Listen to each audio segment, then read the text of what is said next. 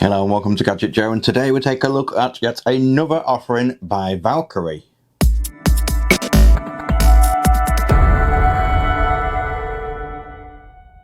Now, we recently covered the Valkyrie Syn 240, which is just behind me here, and I was left absolutely overwhelmed with the whole unboxing experience and the product as a whole. Now, this is another offering by Valkyrie. This one is not quite the unboxing experience as the much more expensive Syn variant. This is a much cheaper option, so that if you're wanting to get a Valkyrie product, which is very, very good quality, as we've already seen, you can pick one of these up for much cheaper.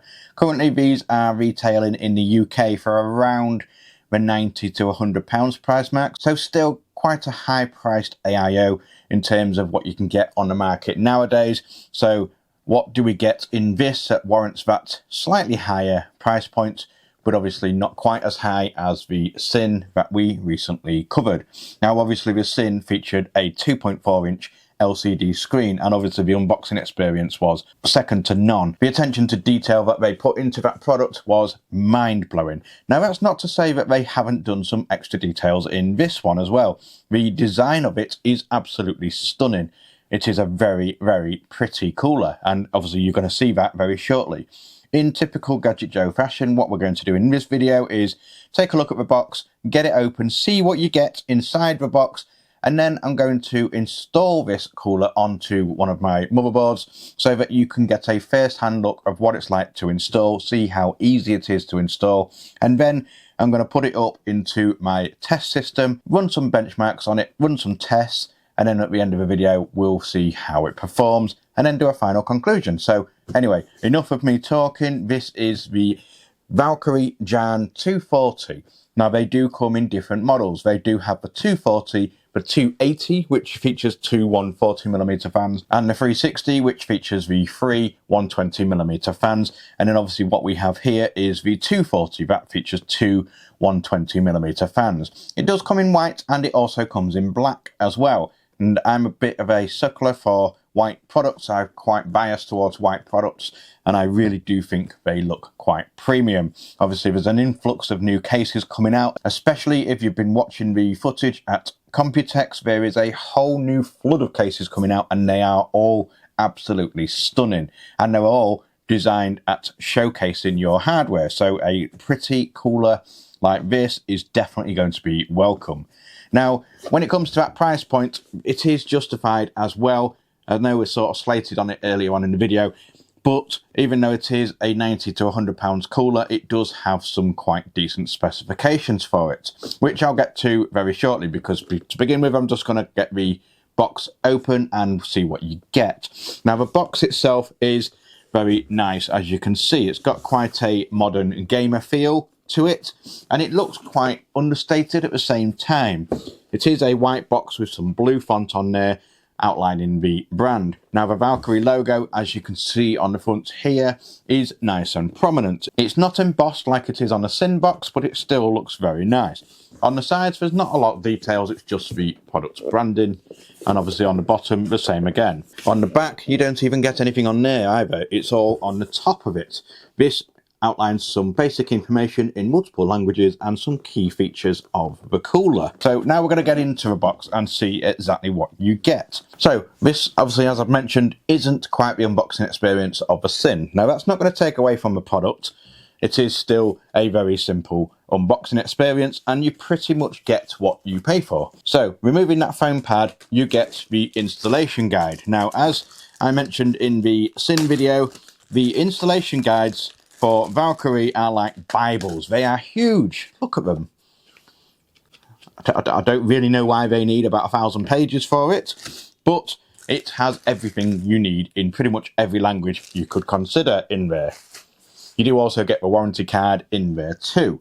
And then you just get a recycled cardboard box inside with the cooler inside. Obviously, it's mounted with the cooler, the radiator here, the pump housing and the tubing, and then you have the two 120mm fans, and then you also have a bag of accessories. And another key thing that I think is an absolutely fantastic addition for this price point, which I think personally this alone makes the £90 to £100 price point more than worth it, and that is the stunning Valkyrie VK Hub 7.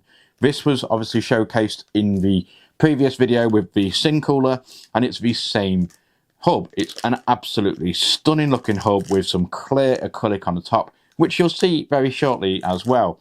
So what I'm going to do to start with is take a look at the accessories, then I'm going to take the fans out and we'll look at the fans and then the cooler itself and see exactly what it looks like. So we're going to begin with the fan hub. Now this is a fan hub that can control the fans obviously for the cooler itself and also the LED functionality. Now this will all plug into your computer. You can control the RGB on this via your computer motherboard software or alternatively via a hub controller. A lot of cases nowadays will have a lighting button on there so that you can cycle through the modes on there. This ARGB functionality is something that I think is very much welcome and should pretty much be the industry standard nowadays, because when it comes to companies' own controlled software, sometimes it can be quite buggy. When it comes to Valkyrie, however, that is completely incorrect because their software is called Cool RGB software.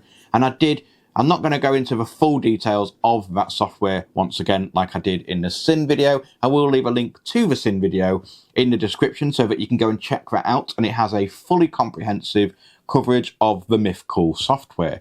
Now when it comes to the Cool software, you can obviously synchronize it to any of the RGB devices that are plugged into your VK hub. What's also good is it will also detect everything from your motherboard, your cooler, your processor, your fans, the graphics card, the memory, everything like that is picked up through the Cool software. And then you can also control and monitor things like temperature and the power delivery to each component. And what's more is obviously it will control the RGB software on there. You can then adapt and change your RGB lighting to synchronize with the rest of the components in your case. And it is just a fantastic piece of kit.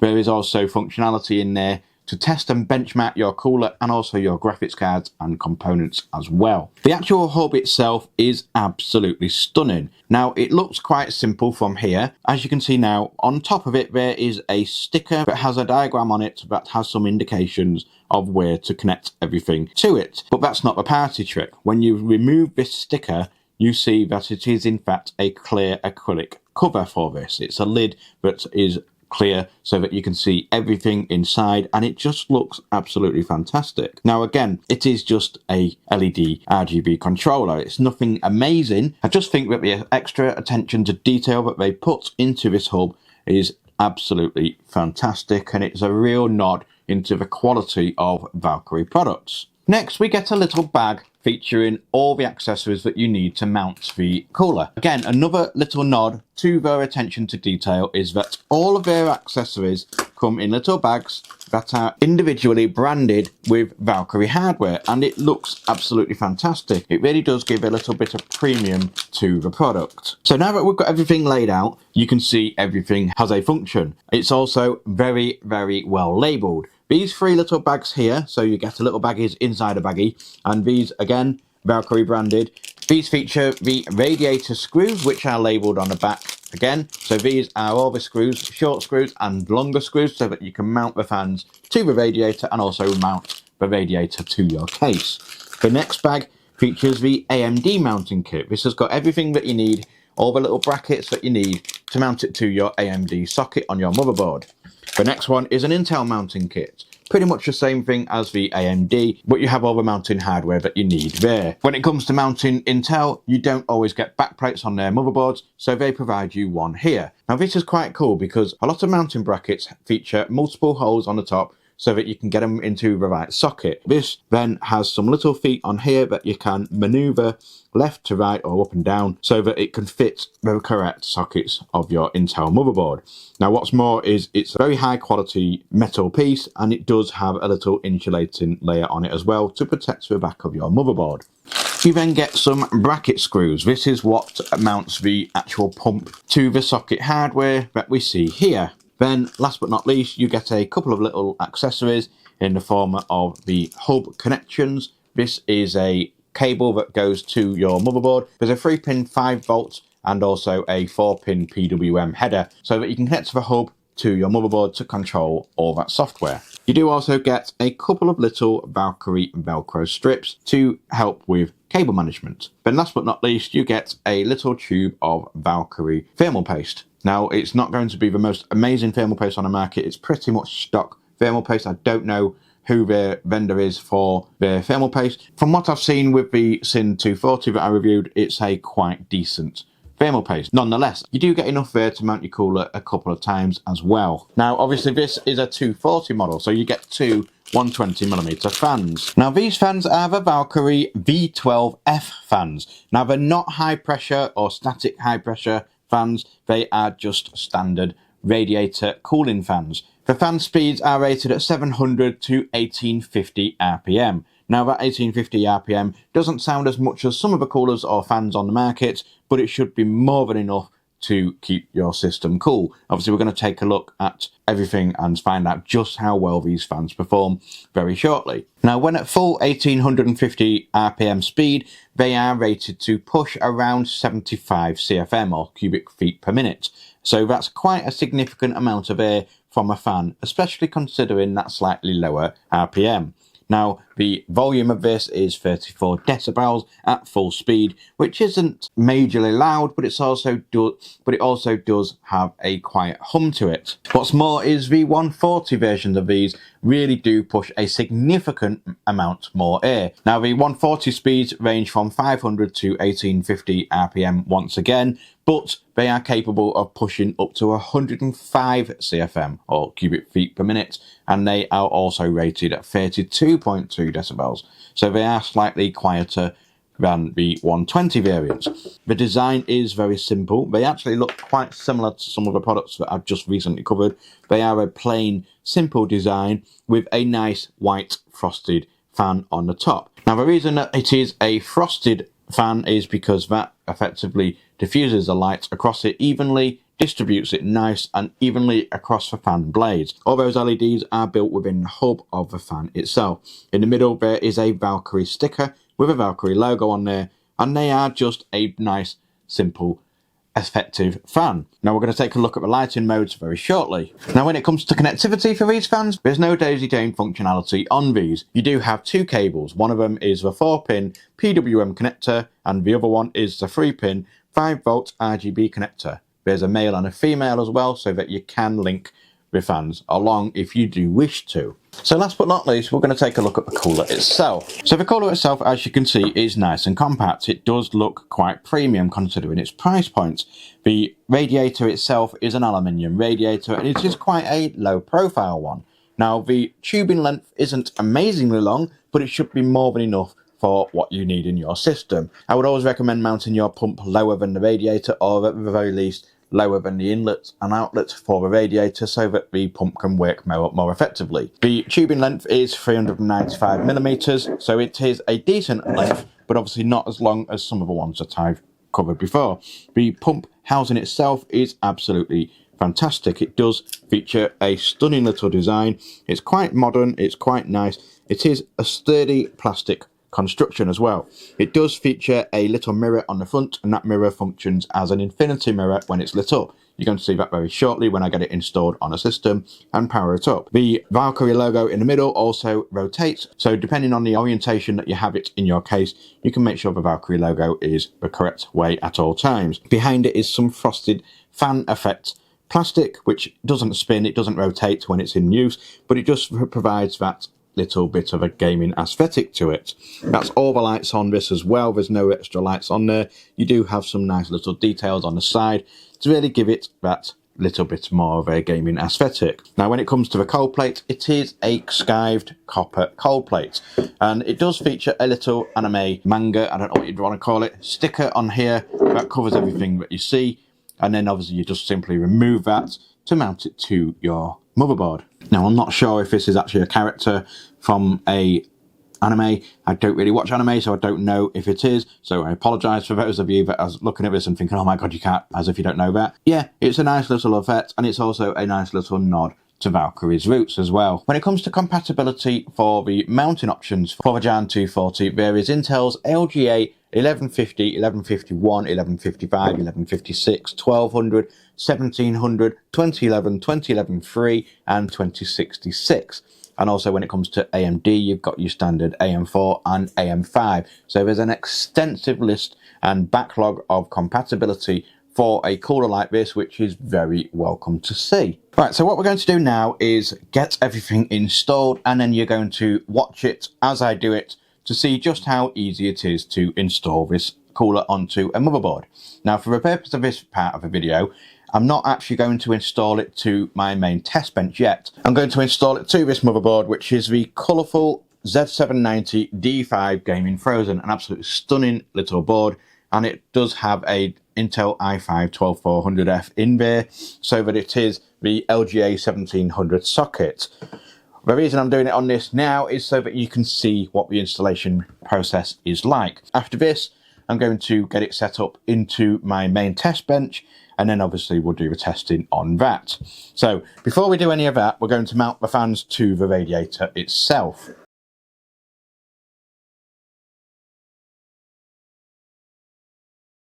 So when it comes to mounting the fans, you need to first work out where your placement is going to be. So obviously with this situation, I'm going to be mounting it effectively like this. The coolant pump block is going to be underneath, and this is going to be mounted to the top of the case. Now when it comes to installing it on here, it doesn't really matter too much because I'm not going to be installing the radiator to the case.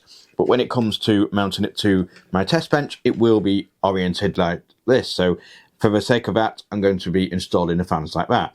Now the reason I'm doing that, so I know where I need to place the fans on the radiator, whether it needs to be on the top or the bottom, and then obviously which orientation you want the fans to be, so that you can have the cables at the rear of the radiator so that you can better cable manage it.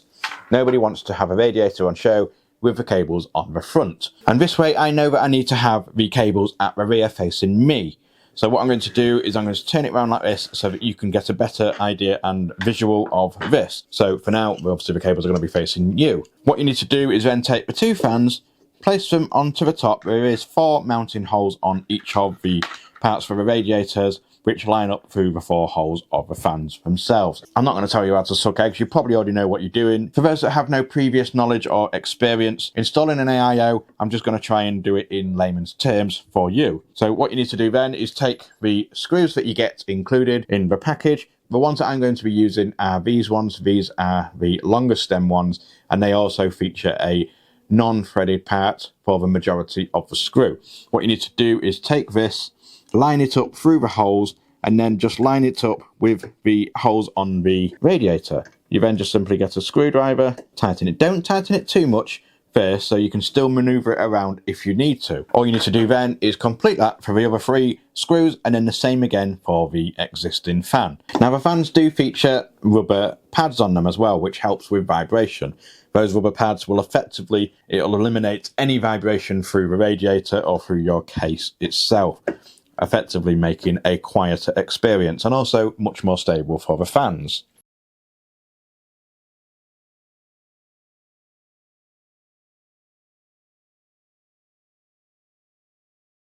I would always recommend doing this, well, mounting the fans to the radiator outside of a case before you have it plugged into your case. You can do it whilst it's in there, but it's really difficult, and you'll often find you then have a lot of obstructions in the way, including the pump block itself and just generally other parts of a motherboard. So I would always recommend doing this before you put it into your case and mounting it to your motherboard.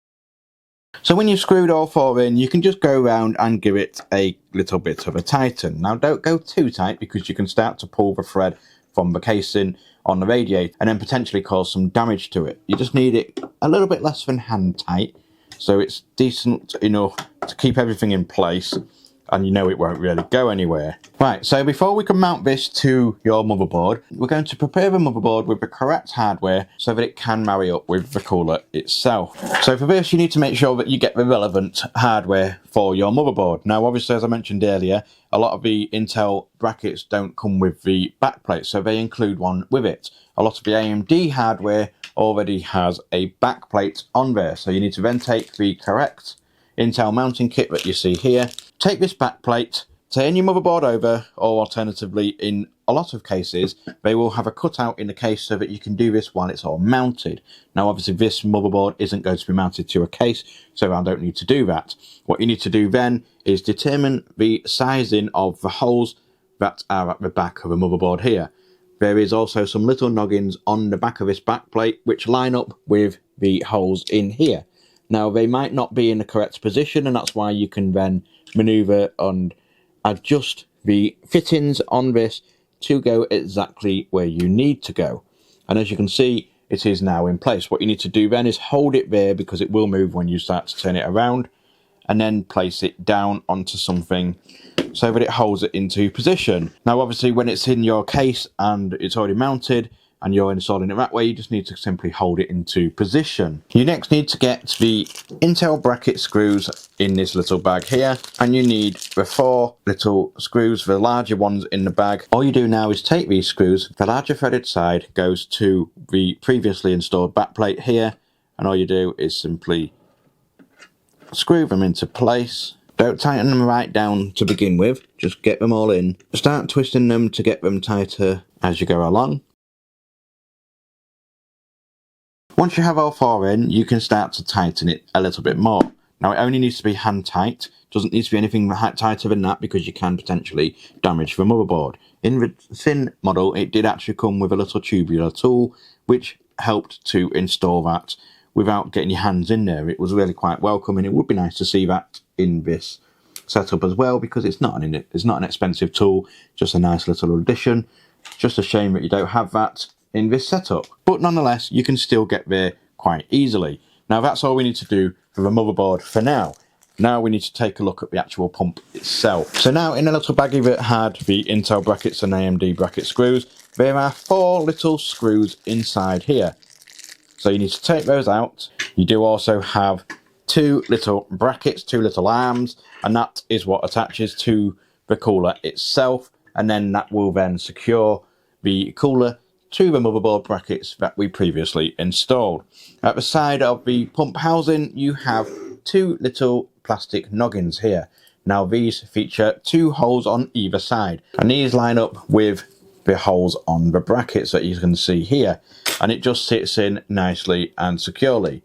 Now, what you need to do now is secure this into place. Now, obviously, you're going to need to attach these there so that they stay into position. That's what the little tiny screws are for. So going from the bottom upwards, you simply feed those into those holes and then tighten them, and it pulls it through nice and tight onto the cooler. Again, don't go too tight because you don't want to damage anything. Plastic can become quite brittle over time, so if you've got it too tight, you can eventually cause some damage to it. So now you've got one on, you just repeat the same with the other side. And that's the brackets on the cooler all done, and you're pretty much ready to go, ready to mount it to your motherboard. But before you do that, you're going to have to remove this sticker and then put some thermal paste onto your processor. So when it comes to applying thermal paste, there's not really a right or wrong way of doing it. All you need to do is make sure that you don't overload it so that the thermal paste spills out the side. Now, I prefer to do a P method or an X method, depending on the processor that I'm using. Now, obviously, the 1700 sockets are quite a tall processor in the sense of it's long and thin. So I usually like to do a X method. All you have to do is simply hold the syringe, apply a little bit of pressure, and then just apply your thermal paste to your processor. Don't do it to the very far edge, because it will then cause it to spill over to the sides when you're installing the pump top. So when you've got it on there, just simply put the lid back on, and then it's there for a reapplication if you do need to do that down the line. And then last but not least, you're going to need to get the remaining 4 screws or bolts that are in that little baggie. Get them all put to the side, because you're going to need them very shortly. What you do then is take the pump itself, do whatever you need to do with the mounting options. Obviously, if you're going to have it in a certain orientation, this is when you would then make sure that it sits in the right orientation. All you have to do is line up the holes on the brackets, the arms that we previously installed, and then navigate them over the top of these threads here. Make sure you take away this sticker on the cold plate before you install it, because otherwise it's just not going to work. And then all you need to do is slowly navigate it onto evenly the processor. So now that it's on, you don't want to be pushing down on this. This is where you need, on each of the end of the screws, just simply put it into place. Don't tighten too tight, and then put them all in before you really start to tighten properly.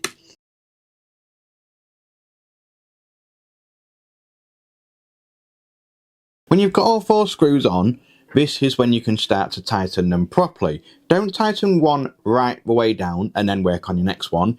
Do a couple of turns on one of them, like this. Then go to the opposite side, do a couple of turns again. Then go to the next one, a couple of turns, and the opposite one. And repeat that until it's hand tight all the way round. The reason that you do that is so that there's even pressure on the block onto the processor socket itself. This ensures the best connectivity when it comes to that cold plate and the processor, and also it helps with the thermal paste to distribute it much more evenly too.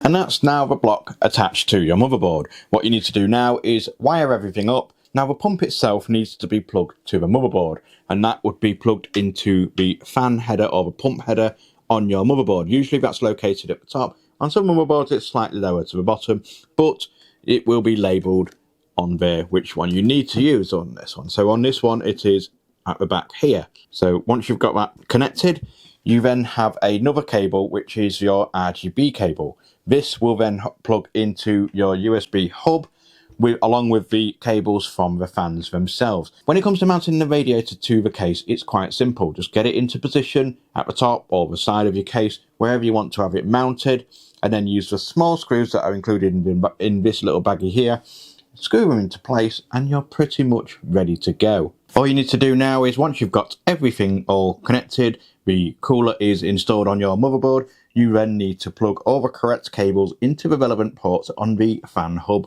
that is included.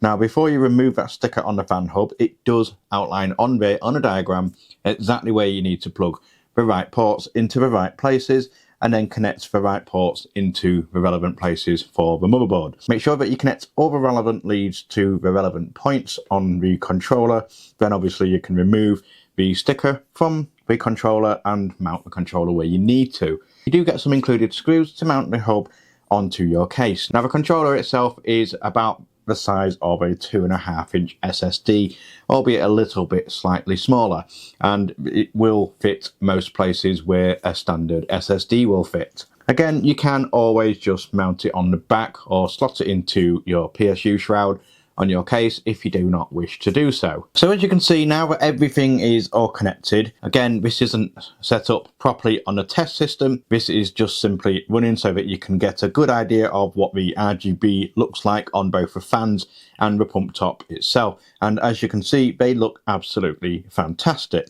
They are nice, bright, clear, colourful, vibrant, and those frosted accents on the pump top and the frosted fan blades on the actual fans look absolutely fantastic. Now for the sake of this shot, I have dimmed down the lights in the studio, and I'm cycling through the different modes of RGB that you can get based on a controller that I have connected. Now obviously you can then further adjust the lighting modes to a more custom setup if you do use the mythical RGB software, or alternatively you can use other softwares such as Signal RGB or your motherboard's own brand RGB software. As you can see, again, you can rotate that little mirror panel on the front so that you can get it to the correct orientation, and the infinity mirror effect looks absolutely stunning. Now overall, the entire design with all the RGB, the implementation of the RGB and those little accents and all the actual build quality itself, the casing on the pump block,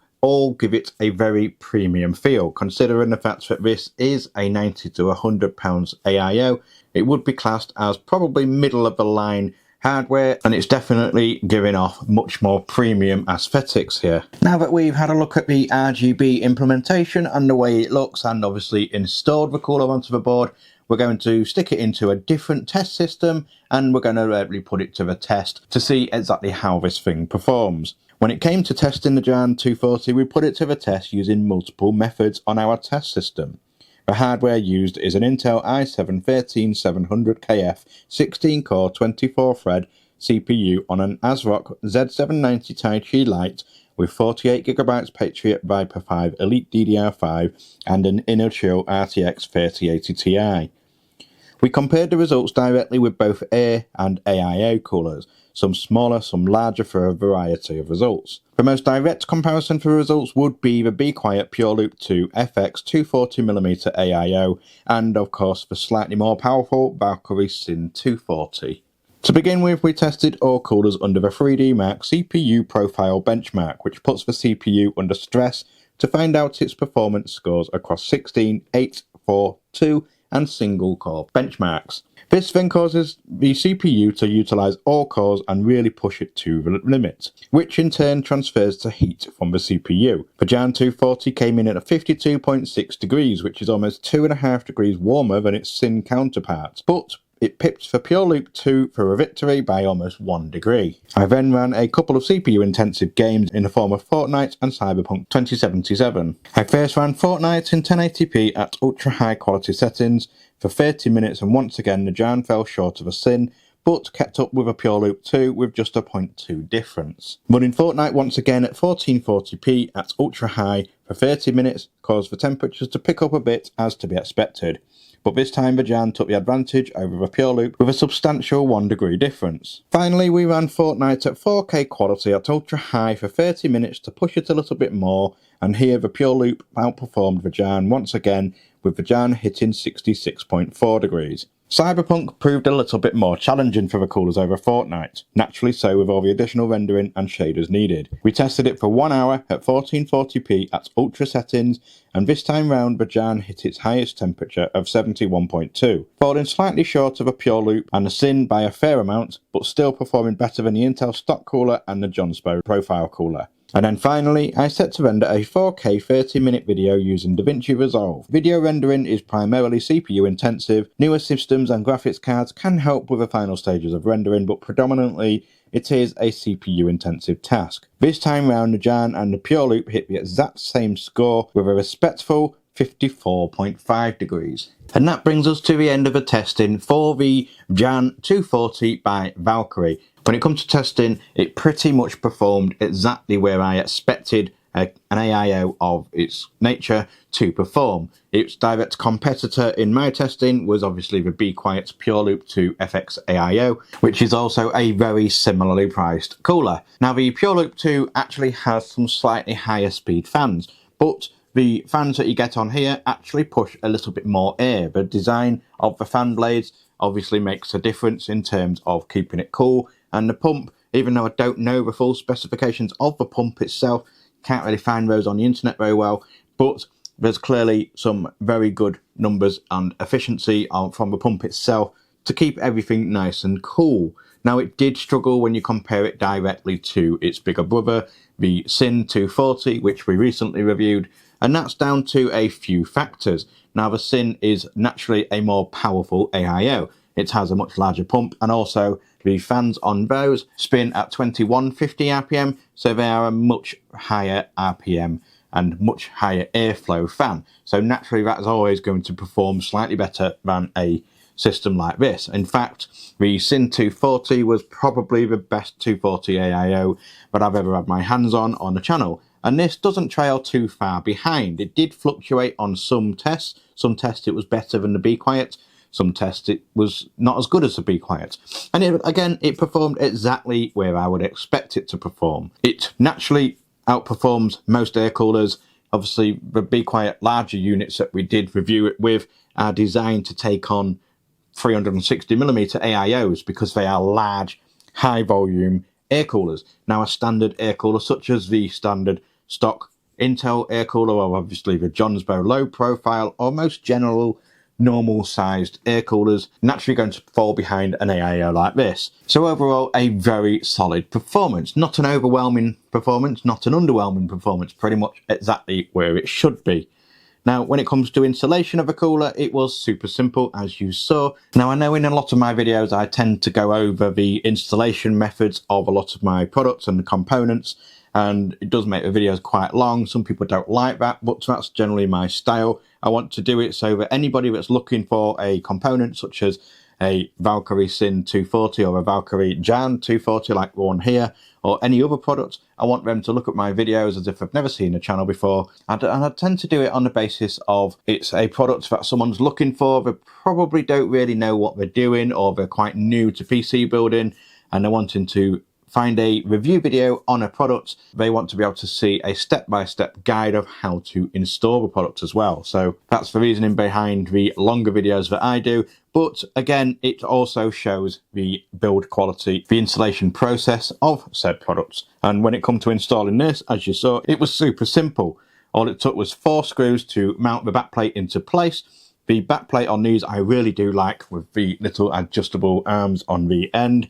And then obviously you just simply mount the actual brackets themselves to the pump top, and then it just slots into place and screws into position. The wiring method is obviously quite long. There's quite a lot of wires.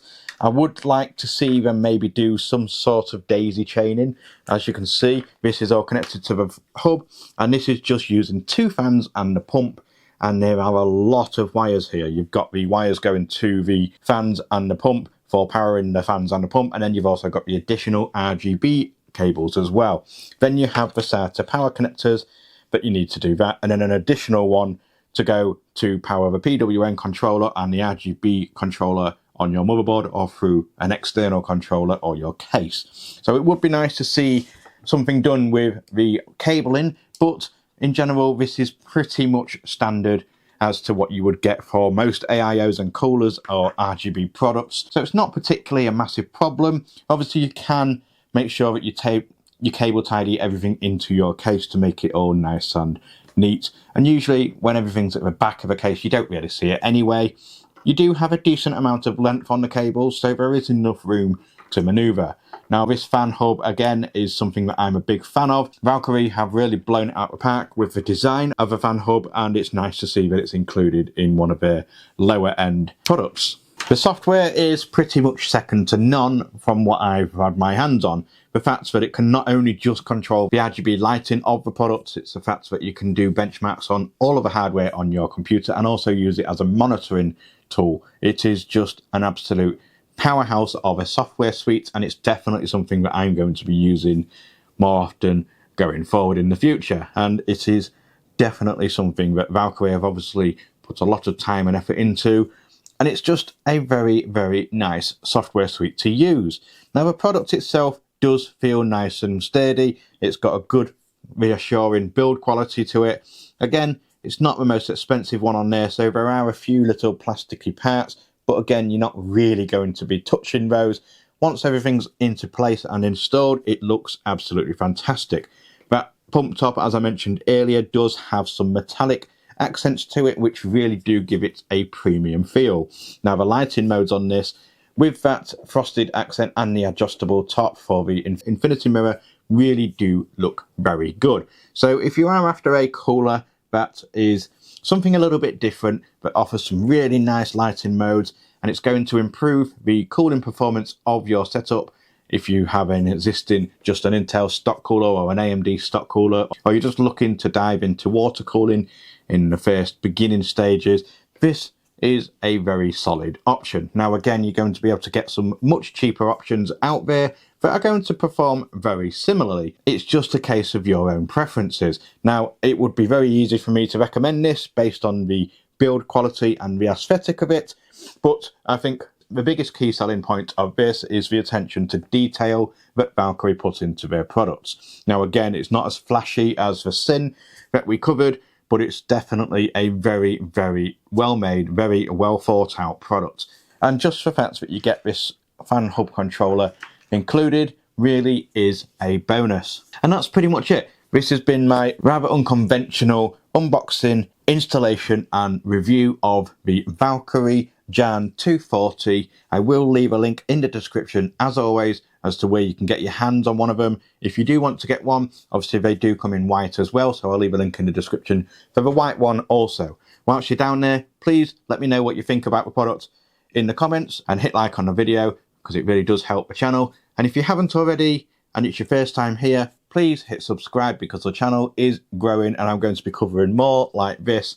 And I've also got some giveaways coming very shortly too. And that's pretty much it. So I've been Gadget Joe. This has been the Valkyrie Jarn 240 Black AIO. And until next time, goodbye.